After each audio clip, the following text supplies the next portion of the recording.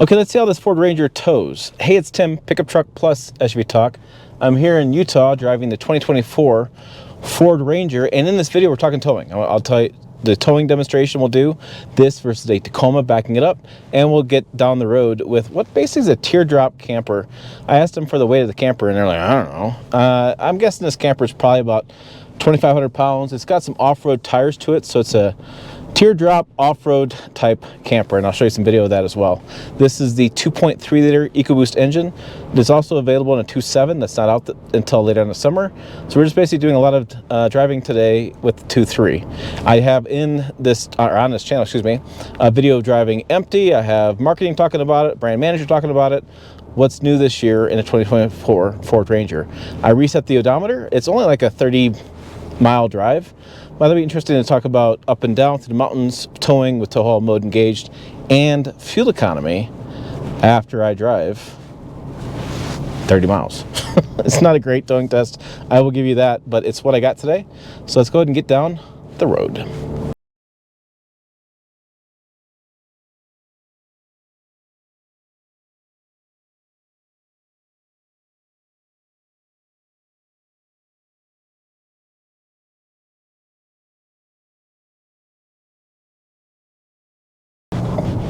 Okay, let's go ahead and get on the interstate here, and I'm going to show you some footage of turning left. You have to listen to navigation for a minute, but you can see the camera pops on, and it's a full screen width. It's really handy making left-hand turns or right-hand turns. It shows you and the camper behind you, so I like that. It's something full-size trucks have done, heavy-duty trucks have done.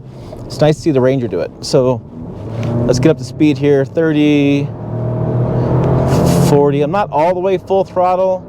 I'm trying to get full throttle more, 60. Yeah, so, I mean, am I towing max? No. Am I towing a reasonable camper for this type of truck? Yeah, I think so. This kind of customer, you know, usually average towing is around 5,000 pounds. Nobody really does the big 7,500 pounds. You can, I'm not saying you can't, but that's a lot of load for a truck this length. So, again, the longer you go, the more you weigh. It's just a variety of things. I think this is probably appropriate for this kind of truck. Pretty good power still, even again in just the 2.3 liter. It's not 2.7. I keep having to remind myself of that because it definitely does feel more powerful in this type of configuration.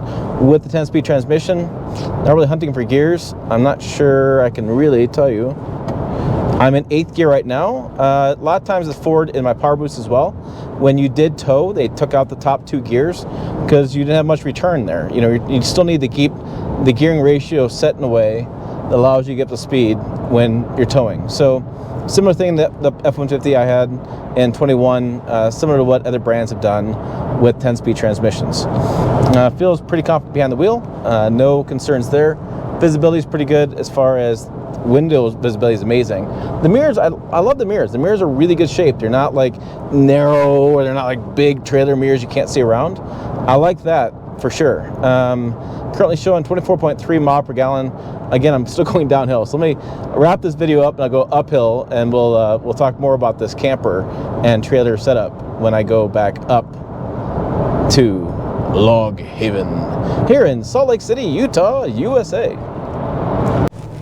Okay, I'm getting ready to go back up the hill. Before I do that, let's go ahead and hop over the towing demonstration I set up and see how this backs up versus the Toyota Tacoma.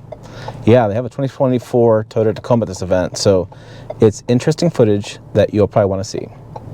All right, so go ahead and push the start. And get my Built Ford Tough graphic, which is always cool. Okay, and so we have the 4-wheeler trailer. Yep. Pre-selected. Cross traffic alert deactivate because it's a trailer. Yep. Seatbelts on because that's important. So, do I need to do anything here? Is it? So it's just prompting you to say, do you want to continue with this trailer? Make sure that it's the 4-wheeler trailer. Yeah, okay. Yeah. So, okay. Yeah. And then, so something that's a little different from, you mentioned that you had talked about, or you had been in the F-150 and the Super Duty. Mm-hmm. In the Ranger, there's a combined knob with the drive modes. So that's where it's at. I was looking over here for it because it's a little, but so I can put, so I can put it in reverse. Let's see. Yep. And then I press the backup button here. Yep. And then, okay, so it's detecting the trailer. So probably want to wait until it detects the trailer. There we go. Okay, so now it's going to turn for me. And I'm just going to hold. So what you're going to do brake. is you're going to steer the trailer with the knob, and when you get it go in the direction you want to, you can let go, and it'll back up straight from there. And I've been using the cones as cues as when to turn for the and change the knob. I need to turn the other way. Take out these cones. Might be a problem. And one view that's helpful is this trailer reverse guidance view, so you can see, you still use your mirrors, but it splits the screen. You can see both sides of the trailer on the screen. Yeah, because I mean, right now I can't look out that mirror and see my trailer because the way I'm angled, and so in this view, at least I can see it. Okay, there's plenty of room in that cone. All right.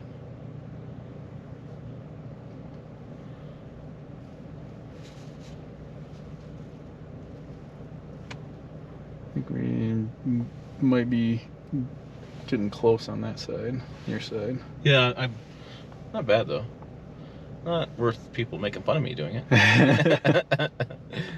And then, okay, so am I going through there or over here? So the next cone that you're gonna be targeting is right there. So you're gonna want to go to the passenger side. And it shows on the screen how much I'm turning on that passenger side. Yep. Okay. And that's giving you an indication of like what the hitch angle would be relative to the maximum that we control to in trailer backup assist. And in the normal mode, it's going to control to this yellow zone, and then there's also a mode called max angle mode that will go to up to the red zone. Some folks that, you know, are more experienced might notice that we don't turn as sharp, and it's basically to help the maneuverability and have the trailer return back to center faster.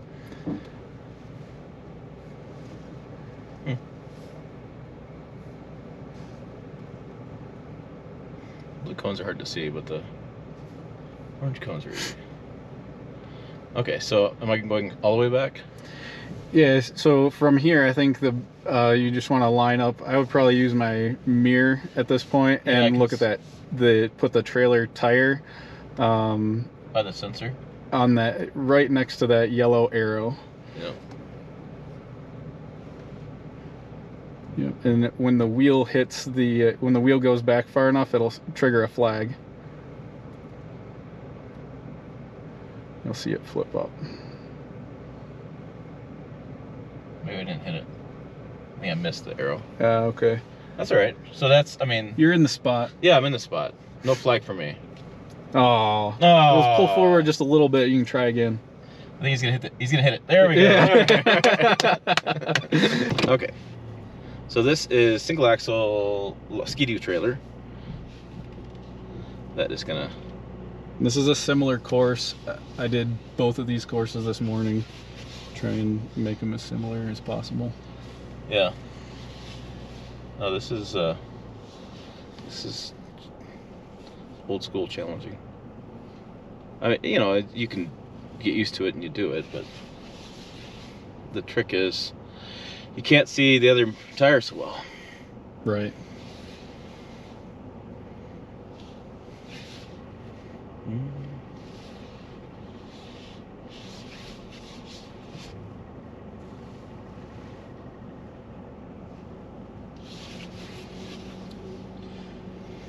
And with this, you don't have the additional views or the so there's no side cameras, no 360 view. Right. Which means I can't see out of that mirror really when I'm cranked, which is not so great. I mean, this camera doesn't really show that back tire that well. I want to go that way. This way. All right, I'm hitting that flag this time. Come here, baby.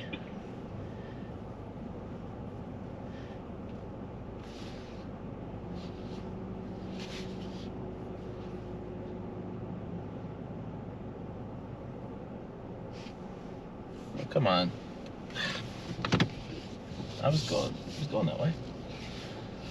All right, that's not bad. One back. One forward, one back. And because I'm gonna hit that flag.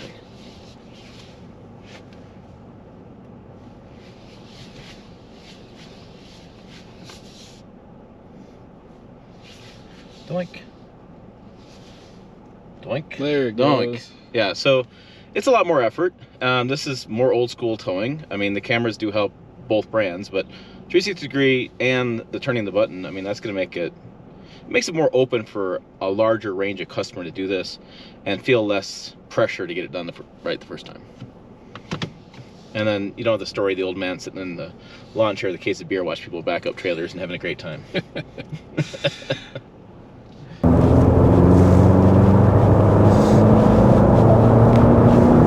Okay, getting back up to speed again, going up the hill. As we came down, went up, seeing our fuel economy start going like this. It'd be dropping fast there, folks. I priced out this truck in another video I did. This is a very similar configuration, XLT. Again, we only have Super Crew, or the crew cab plus the 5-foot bed this year for this model year. And I have this right around 45,000, 45, 46,000, depending on a couple options. But I think that's a pretty darn good price for this midsize truck compared to the competition with the Toyota Tacoma, where you can get expensive real fast. And I feel like more features. I have the bigger screen, I have the stuff in the bed, I have some things that I just like about this truck versus, say, some of the competitors at that price point. At that price point. There's a lot of things I like about the Tacoma better than the Ford Ranger. Reliability, resale, the Trail Hunter is pretty damn badass. TRD Pro, I can't wait to drive the Ford Ranger Raptor tomorrow, but pretty cool configuration for Toyota as well. And they also have extra cab, which is an interesting option for customers. So I think at this price point, I think the Ford Ranger wins for me, for the details here in the cabin, for what, if you're gonna look at things just in pure terms of price. The economy keeps going down. I started going uphill at like 22. I'm down to 19. And so we're going to go ahead and turn in the log haven and we get close to the event staging area. I'll give you the final thoughts here on towing behind the wheel. But so far, I'm not surprised it handles this kind of load that well. I wouldn't think anything else of it. 3/4 of a mile. And the Ford Ranger. So max towing 7,500 pounds, which is pretty impressive in the midsize truck realm. Payload is 1,579. Really impressed by that, because a lot of these midsize trucks, once you start adding a bunch of options to them, payload really drops quickly. Okay, let's wrap this up. So I thought I reset it, but I guess I didn't. It says 17.1 over 66 miles. And if I go down to the 18.2, so anywhere from 17 to 18 to 19 mile per gallon fuel economy with this type of camper and driving through the mountains. So a little grain of salt with that as well. Ford tells me that they talk about towing with the Ford Ranger because they feel like a lot of the customers own or purchase the trucks with the trailer technology package. Easy for me to say, but I kind of think that that's maybe not the best way to gauge whether customers want it or not, because I know a lot of dealers who just add that package on no matter what, right? So the package is typically $1,000, $1,500. You get trailer tow, you get the trailer brake controller, you get the receiver hookup, you get the backup assist, you get a lot of things that happen for trailering. And I know a lot of dealers who just add it on when they're going to place an order, because for the small amount of money it takes to add on to that price, why wouldn't you? You probably get better resale value. It's more people are going to go be able to search for it more.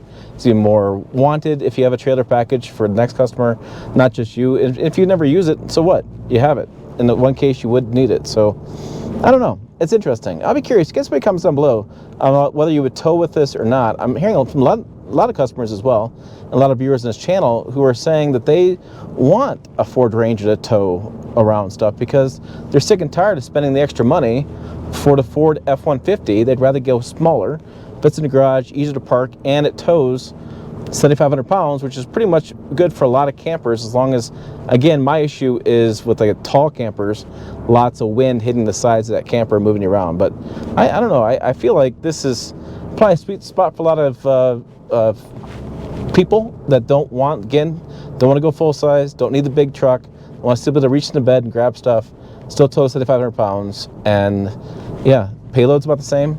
Fuel economy is about the same between mid-size and full size these days, depending what engine you get and configuration. I get a lot of variables, but there's not a lot of downside to mid-size trucks these days. It seems like there's quite a bit of audience there, and it's growing, and automakers paying attention to it. For me, the towing experience is pretty nice. I mean, this is totally doable. This is what I would tow with this, though. I would not tow a 28-foot camper with this bumper pull. I just would tow something at this weight.